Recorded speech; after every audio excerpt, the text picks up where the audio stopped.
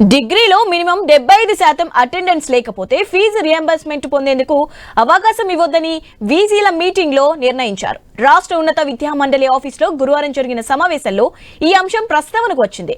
మండలి చైర్మన్ బాలకృష్ణారెడ్డి ఆధ్వర్యంలో జరిగిన ఈ భేటీలో 7 యూనివర్సిటీల వైస్ ఛాన్సలర్లు పాల్గొన్నారు. వాస్తవానికి ఇలాంటి నిబంధనలను ప్రభుత్వం గతంలోనే విధించిందని, అయితే అవి అమలుకు నోచుకోలేదని వీసీలు పేర్కొన్నారు. ఈసారి కంపల్సరిగా అమలు చేయాలని నిర్ణయించారు.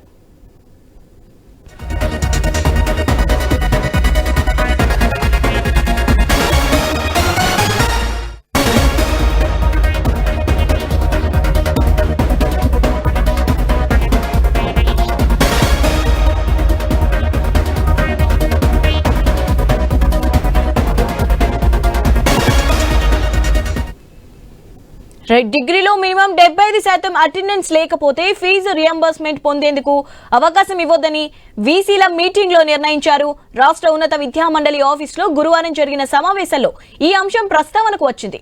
మండలి చైర్మన్ బాలకృష్ణారెడ్డి ఆధ్వర్యంలో జరిగిన ఈ భేటీలో 7 యూనివర్సిటీల వైస్ ఛాన్సలర్లు పాల్గొన్నారు. వాస్తవానికి ఇలాంటి నిబంధనలను ప్రభుత్వం గతంలోనే విధించిందని, అయితే అవి అమలుకు నోచుకోలేదని వీసీలు పేర్కొన్నారు. ఈసారి కంపల్సరిగా అమలు చేయాలని నిర్ణయించారు.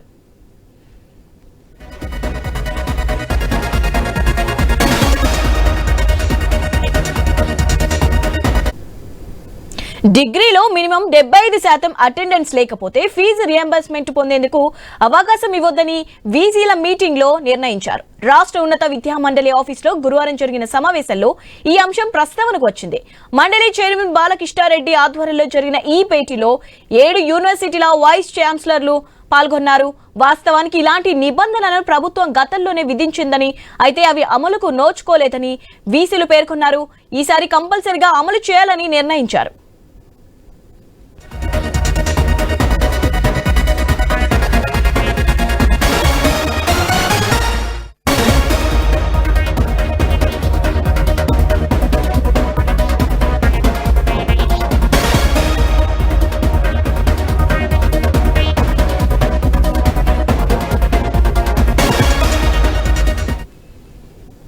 డిగ్రీలో మినిమం 75% అటెండెన్స్ లేకపోతే ఫీజు రియంబర్స్మెంట్ పొందేందుకు అవకాశం ఇవ్వొద్దని వీసీల మీటింగ్ లో నిర్ణయించారు.